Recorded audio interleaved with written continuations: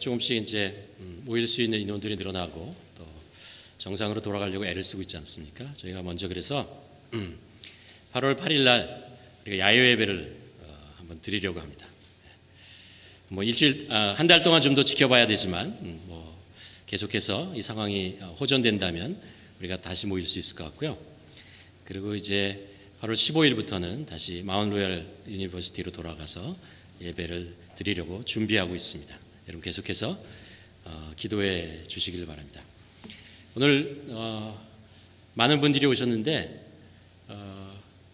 옆에 있는 분들하고 한번 인사했으면 좋겠어요. 너무 반갑고 사랑합니다. 너무나 반갑습니다. 건강하고 또 이렇게 함께 모여 예배드릴 수 있어서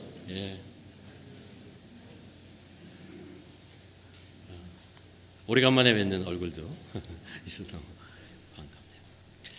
오늘 함께 우리가 볼 하나님의 말씀은 사무엘상 16장 11절에서 13절입니다. 지난주에 말씀의 끝 부분에 있었던 말씀인데요. 사무엘상 16장 11절부터 13절까지 말씀 우리 한 절씩 교독하고 마지막 절 함께 봉독하도록 하겠습니다. 또 사무엘이 이새에게 이르되 내 아들들이 다 여기에 있느냐? 이새가 이르되 아직 막내가 남았는데 그는 양을 지키나이다. 사무엘이 이새에게 이르되 사람을 보내어 그를 데려오라. 그가 여기 오기까지 우리가 식사 자리에 앉지 아니하겠노라. 이에 사람을 보내어 그를 데려오매 그의 빛이 붉고 눈이 빼어나고 얼굴이 아름답더라. 여호와께서 이르시되 이가 그니 일어나 기름을 부으라 하시는지라. 함께 읽겠습니다. 사울이 기름 물병을 가져다가 그의 형제 중에 그에게 부었더니 그날 이후로 다윗이 여호와의 영에게 크게 감동되니라. 사무엘이 떠나서 라마로 가니라.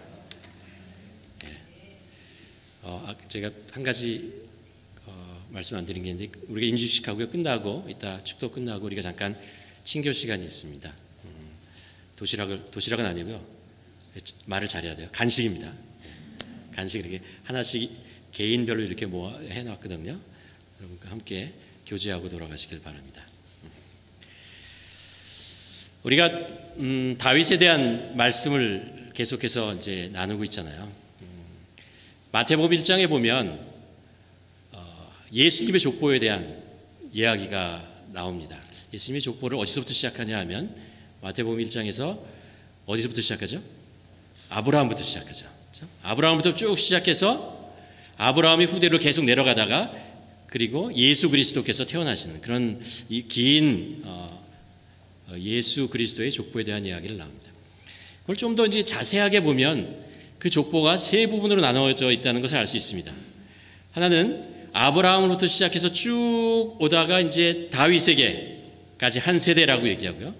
다윗 이후로부터 바벨론 포로가 시작될 때까지 그때 한 세대라고 하고 바벨론 포로로부터 그리고 예수 그리스도께서 태어날 때까지 3세계 세대라고 기록하고 있는 것을 우리가 볼 수 있습니다. 그 아브라함부터 시작해서 예수 그리스도께 이렇게 쭉 내려오는 그 역사를 가만 보면요. 거기에 중요한 두 가지 사건이 있었다는 것을 알 수 있습니다. 하나는 뭐냐면 아브라함으로 시작해서 이삭으로 내려오고 그리고 야곱으로 내려오고 쭉 내려오다가 다윗이라는 사람으로 가죠. 그 시기이 언제냐면 그 조상들이 아브라함의 조상들이 하나님과 동행했던 시기입니다. 그러면서 천천히 조금씩 그 나라와 민족이 커지면서 이스라엘이라는 나라 그때가 다윗의 때에서 우뚝 쓰는 것을 우리가 볼 수 있죠. 그리고 나서 이제 그 다음 세대로 쭉 내려가면은요, 다윗 이후로 이스라엘 백성들이 하나님과 조금씩 멀어지죠. 나라가 갈라지고 이런저런 외세의 침략을 받고 그러다가 천천히 조금씩 하나님으로부터 멀어지면서 나라가 멸망해가는 모습 그것을 볼 수 있습니다. 가만히 이걸 보면요, 우리 신앙도 그렇고 우리 교회도 그렇고 우리 인생도 그런 것 같습니다. 우리가 두 가지 중요한 우리 인생에 우리 신앙에 영향을 주는 두 가지 요소가 있다는 것을 알 수 있어요. 하나는 뭐냐면 인내라는 것입니다. 또 하나는 방심이라는 것입니다. 아브라함으로부터 다윗까지요. 그 시대가 1000년이 넘는 시대까지요. 그러니까 하나님께서 이스라엘이라는 나라를 세우기까지 1000년이라는 시간이 걸리는 것을 볼 수 있어요. 근데 그것이 한 번에 이루어지지 않고 조금씩 이루어집니다. 우리의 신앙이라는 것도 어느 날 갑자기 형성되지 않죠. 오랜 인내의 시간을 거쳐서, 오래 참는 시간을 거쳐서 조금씩 신앙이 성장해 나가는 것을 알 수 있습니다. 우리가 예수님을 믿고 복을 받고 막 흥분할 때 있지만, 사실 그거보다 더 오랜 시간 동안에 하나님과 동행하면서, 우리 주님과 동행하면서 경험하게 되는 더 깊은 하나님의 은혜와 복이 있다는 것을 우리가 알 수 있습니다. 그리고 우리의 신앙이라는 것이 나의 세대에 끝날 것이 아니고 우리 다음 시대까지 이어지기 위해서 우리가 계속해서 수고하고 인내해야 되는 그런 시간이 필요하죠. 또 하나는 방심이라는 건데요. 우리가 아무리 좋은 상태, 좋은 상황에 있을지라도 우리가 우리의 믿음을 방심하면 이게 조금씩 나도 모르게 우리의 신앙에 조금씩 연약함이 온다는 걸 알 수 있습니다. 하나님부터 멀어지고, 그리고 조금씩 우리의 삶이 변해가는 것을 알 수 있습니다. 근데 이게요, 천천히 일어나요. 뭐 급하게 일어날 때도 있지만 천천히 일어납니다. 사울 왕이 왜 하나님으로부터 하나님께 이렇게 불순종했느냐라는 것들을 가만 생각해 보면요, 사울 왕이 하나님의 명령을 받지 않고 아멜렉과의 전쟁과 블레셋과의 전쟁에서 하나님의 뜻에 순종하지 않죠. 그렇죠? 그런데 실제로 그 사울 왕의 그 몰락이라는 것이 언제 일어나냐면 그 이후로부터 20년, 30년 후에 일어납니다. 그러니까 사울 왕의 마음속에서는 이런 생각이 있었을 것 같아요. 내가 하나님의 말씀을 따르지 않고 사무엘로부터 질책을 받았지만 그래도 괜찮네. 그래도 전쟁에 이기고 나는 여전히 왕으로 있고 나라는 계속해서 뭐 이렇게 지켜지는 것 같고, 이런 생각이 드는 거죠. 그냥 방심하는 거죠. 아, 이래도 괜찮구나. 그래서 그 시간들을 계속해서 허비하며 지나가다가 결국 마지막에 멸망하는 것을 볼 수 있습니다. 우리 신앙도 그래요. 하나님부터 멀어지면 그것이 즉각적으로 우리에게 어떤 탁 변화가 오면 좋은 데 있잖아요. 그런데 그것이 좀 그냥 지나가요. 내가 분명히 잘못을 했는데 왜 하나님이 이것을 질책을 안 하시지? 아, 하나님이 나를 봐주시나 보다, 하나님이 이것을 상관하지 않는가 보다, 이렇게 마음을 먹는 순간 우리는 사탄의 우리의 그 연약함의 틈을 타고 들어와서 우리를 조금씩 우리의 신앙을, 우리 인생을 갉아먹게 되는 거죠.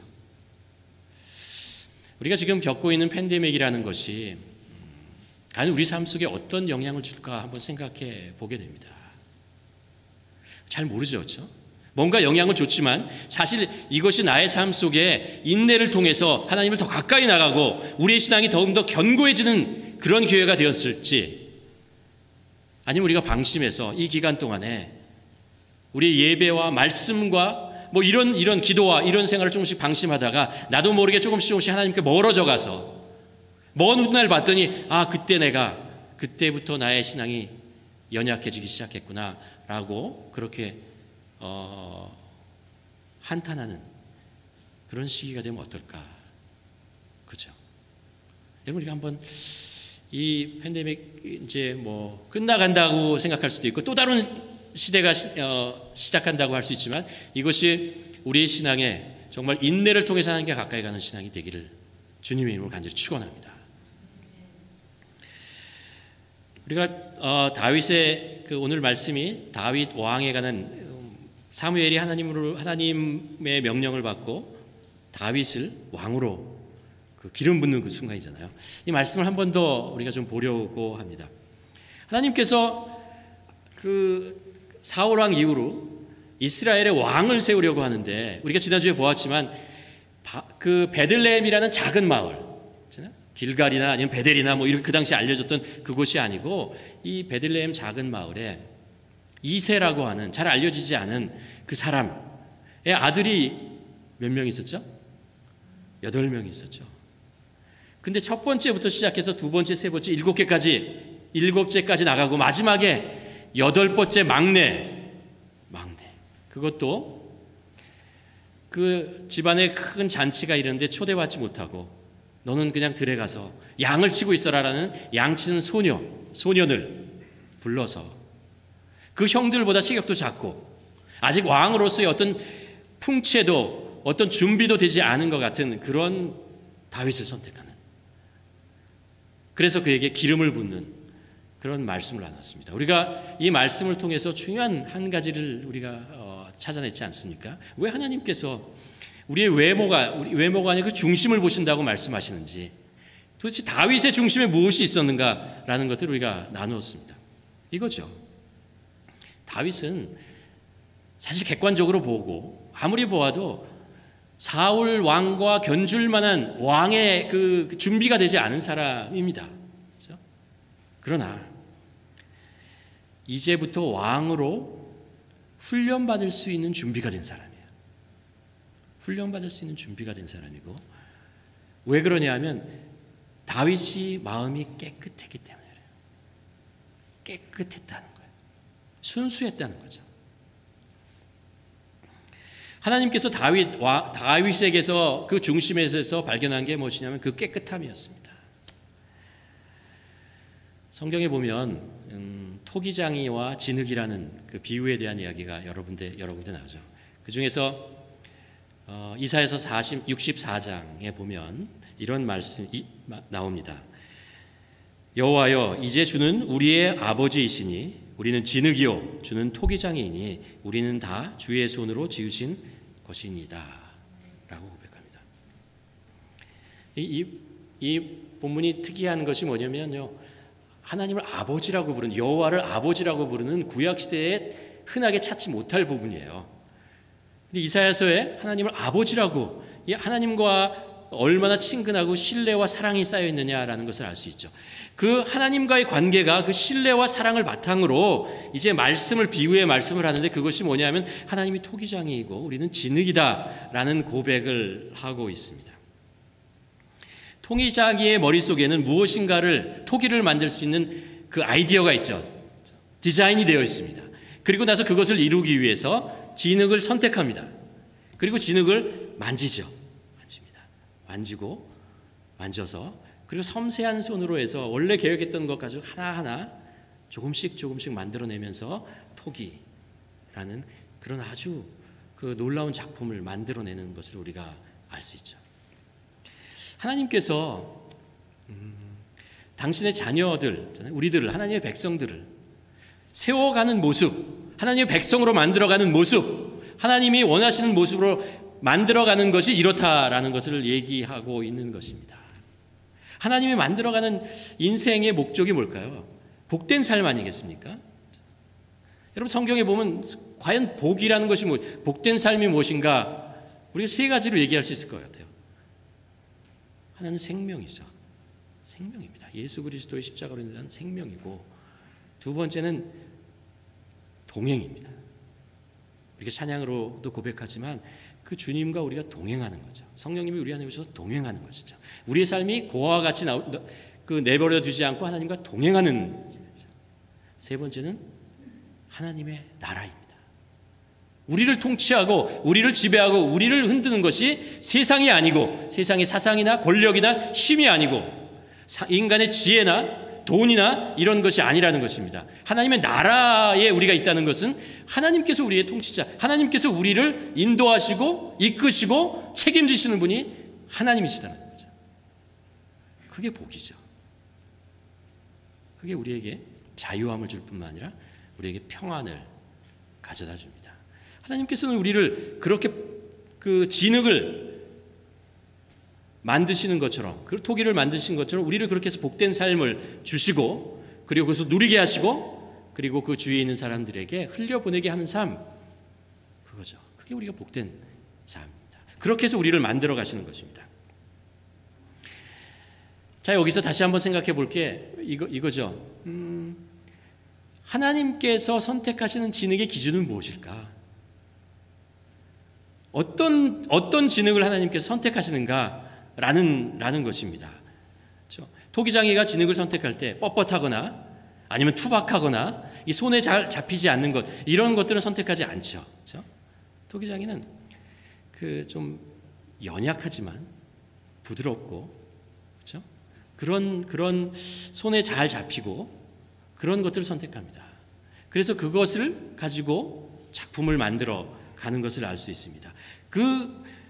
이 토기장이가 원하는 모양으로 바꾸어 갈 수 있고, 그 지능이 그것에 순응하고 자기를 맡기는, 그럴 수 있어야 그 토기장이가 원하는 그런 토기를 만들 수 있는 것이죠.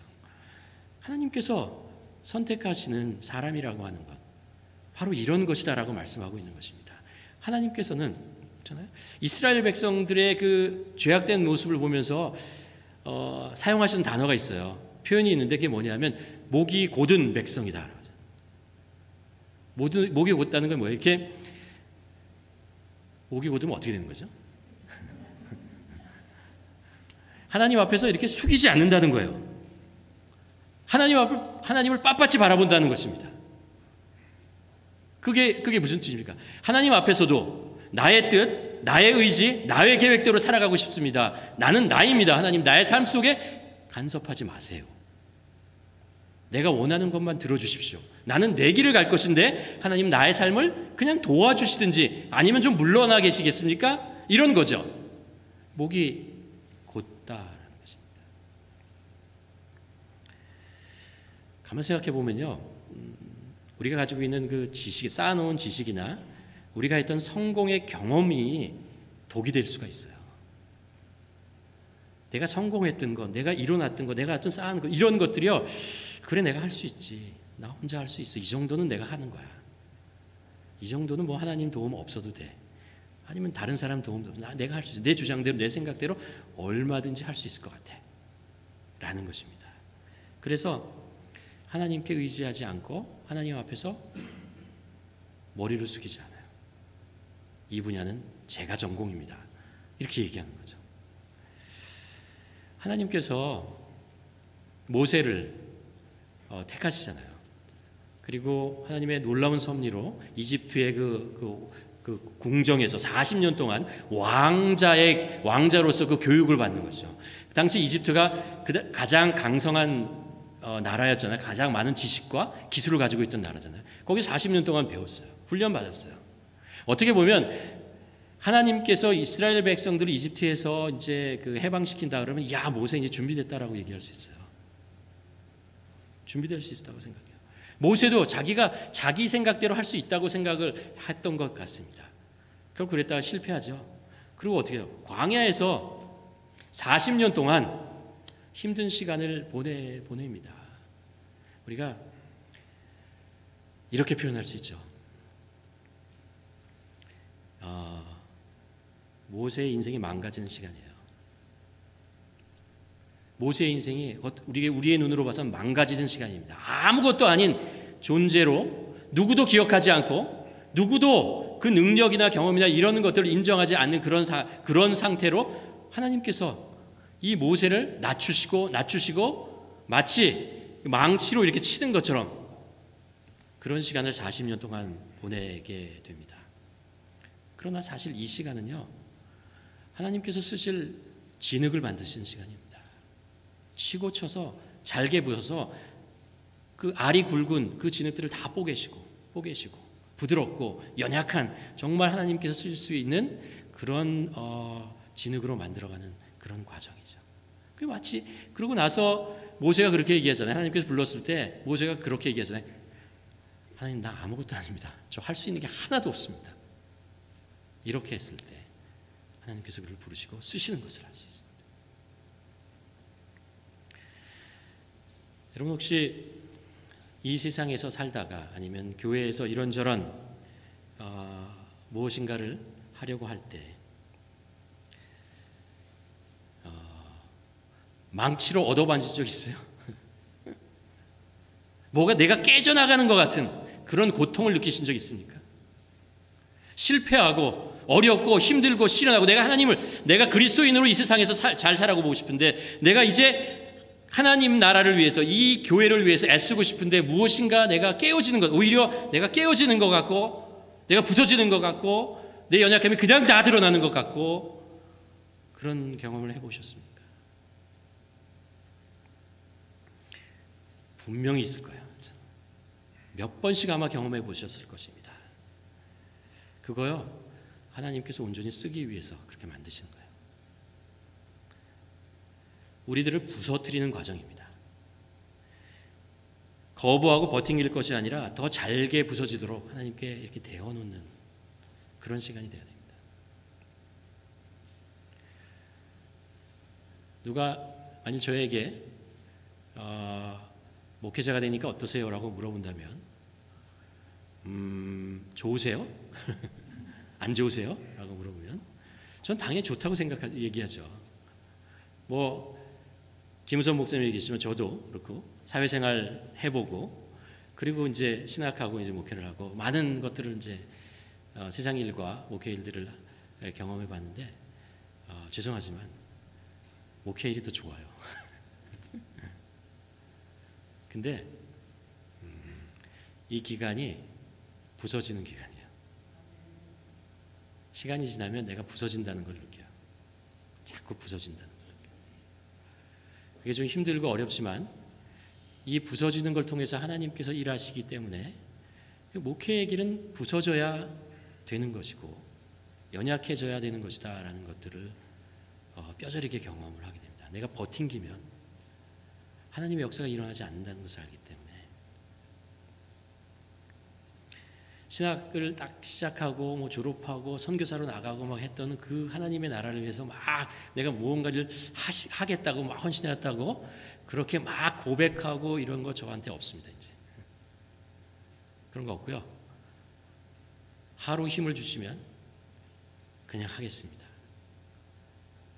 만일 1년 후에 됐다라고 말씀하시면 전 끝입니다. 더 이상 욕심 부릴 거 없습니다. 하나님 앞에 부서지는 것이 얼마나 하나님의 능력이 나타나고 하나님의 일을 하시는 것에 소중하는 것을 알기 때문에 그렇습니다. 여러분도 그렇지 않습니까? 신앙생활이라는 것은 내 부서진 모습, 진흙으로 이렇게 잘게 쪼개지는 모습 것이고 그때 하나님께서 우리를 적당한 크기로 잘게 나누시고 부드럽게 만드시고 연약하게 만드시고 섬세하게 하셔서 하나님께서 그것을 하나님의 손으로 놀라운 손으로 조금씩 몰딩해 가는 거예요. 쉐이핑해 가는 거예요. 만들어 가시는 그런 과정이라는 것을 알 수 있습니다. 감사하죠. 감사합니다. 그게 축복되는 인생이에요. 그게 축복됩니다. 내가 생각했던 것보다 훨씬 다른 것을 하나님께서 나의 인생, 우리들의 인생을 통해서 이루어 가시는 과정이라는 것을 우리가 기억해야 할 것 같습니다. 성경에 보면 사도 바울이 디모데 후서에서 이런 이야기를 들려줍니다. 디모데후서 2장에 보면 우리가 잘 아는 사도 바울의 이야기가 나오는데요. 큰 집에는 금 그릇과 은 그릇뿐 아니라 나무 그릇과 질 그릇도 있어 귀하게 쓰는 것도 있고 천하게 쓰는 것도 있나니. 다윗이 지금 큰 집에 그릇이 있는데 금 그릇이 있고 은 그릇이 있어요. 그리고 나무 그릇이 있고 질 그릇이 있어요. 근데 그 중에 주인이 귀하게 쓰는 것과 귀하게 쓰지 않는 것이 있다고 생각해요. 말씀하고 있어요. 그럼 우리는 어떻게 생각하냐 하면 이쪽에 있는 걸 귀하게 사용하고 이쪽에 있는 뭐였죠? 금 그릇과 은 그릇이죠. 이쪽에 있는 나무 그릇과 질 그릇 이것은 좀 그렇게 사용하나 보다. 그렇게 얘기할 것 같은데 사도 바울이 이어서 하는 말씀은 그렇지 않아요. 뭐라고 얘기하냐면 그러므로 21절에 보면 누구든지 이런 것으로 자기를 깨끗하게 하면 귀히 쓰는 그릇이 되어 거룩하고 주인이 쓰임에 합당하여 모든 선한 일에 준비함이 되니라 라고 얘기합니다. 비싼 그릇을 귀하게 사용하는 것이 아니고요. 천한 그릇을 천하게 사용하는 것이 아니고요. 비싼 그릇이나 천한 그릇이라고 생각하는 싼 재료라고 생각하는 것 있잖아요. 브랜드 네임이 없는 것 같이 생각하는 것 이런 것 관계없다는 거예요. 하나님께서 귀하게 사용하면 귀한 그릇이고 귀하게 사용하지 않으면 귀한 그릇이 아니라는 것이 재질에 관계없고 다른 것에 아무런 관계가 없다는 거예요. 하나님께서 주인이 이것을 귀한 것을 담으면 귀한 그릇이 되는 것이라는 거예요. 그리고 바울이 얘기하고 싶은 건 이거예요. 그러면 어떤 것을 하나님께서 사용하시냐라는 거죠. 어떤 것을 들어서 하나님께서 들어서 사용하시는 것이 귀한 그릇이 되는 것입니다.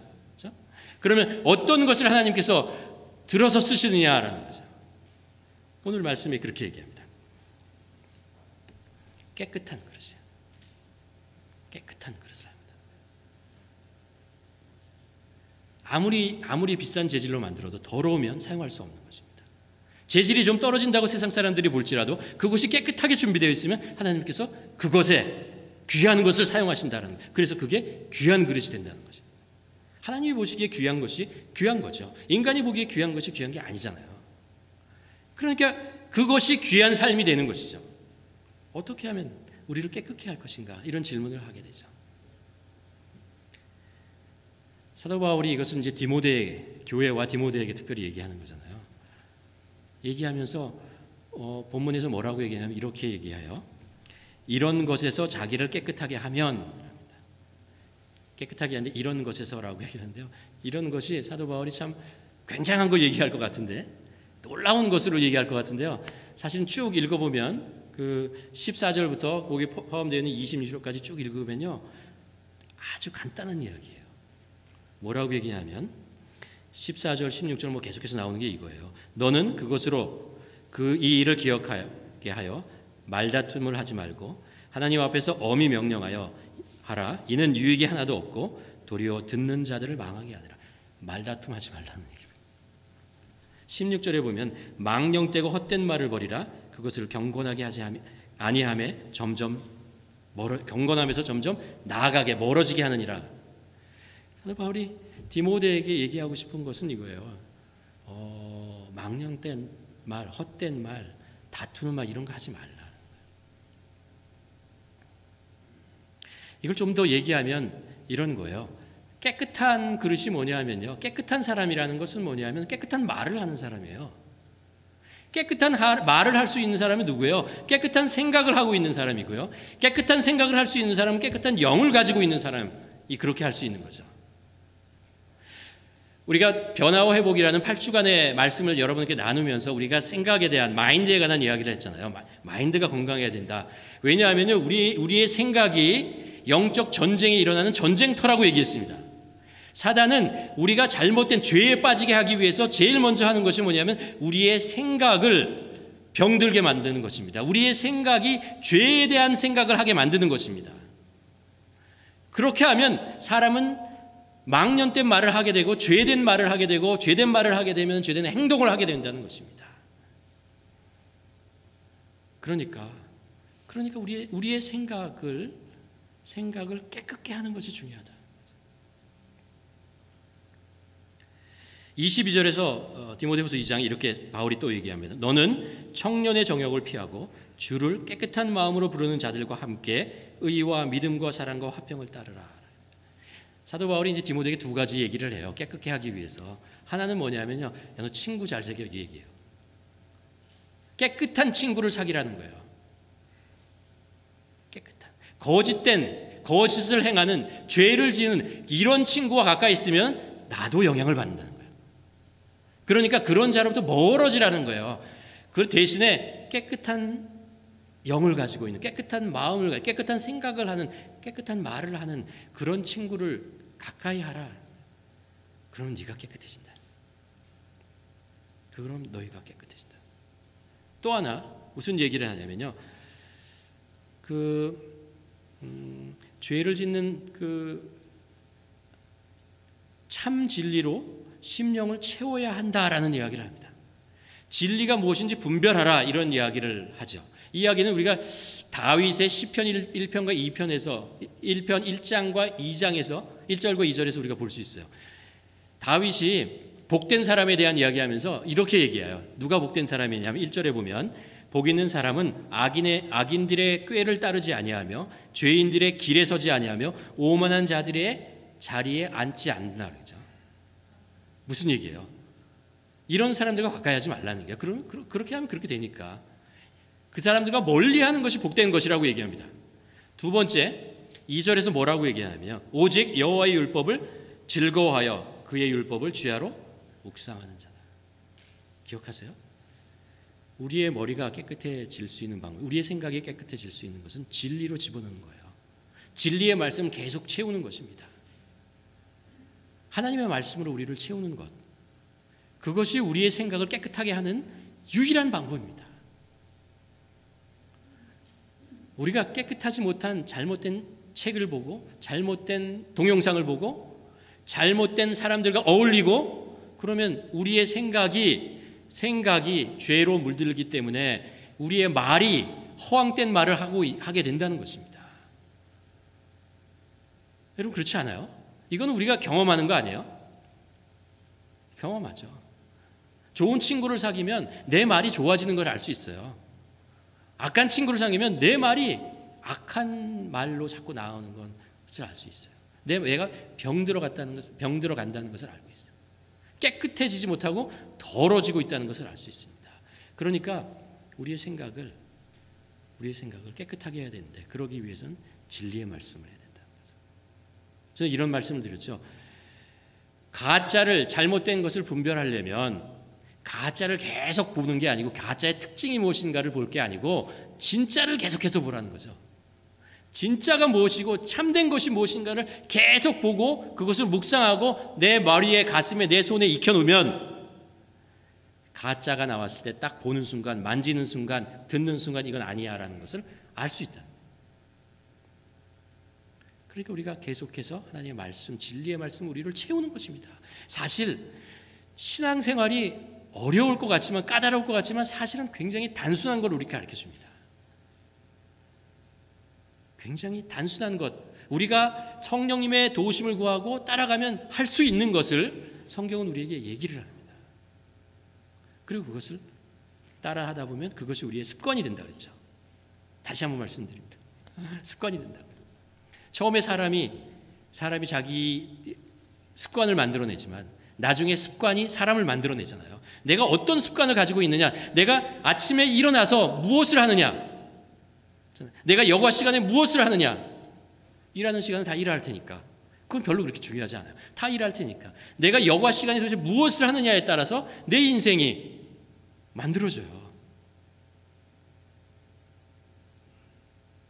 그 시간 동안에 내가 하나님의 말씀으로 나를 채우고 일하면서 그거 하기 어렵잖아요. 우리 바쁠 땐 할 수 없잖아요. 여가 시간이 있을 때 내가 그것을 하나님의 말씀, 기도를 하고 말씀으로 채우는 시간이 정기적으로 습관적으로 내 삶에 있느냐라는 것이에요.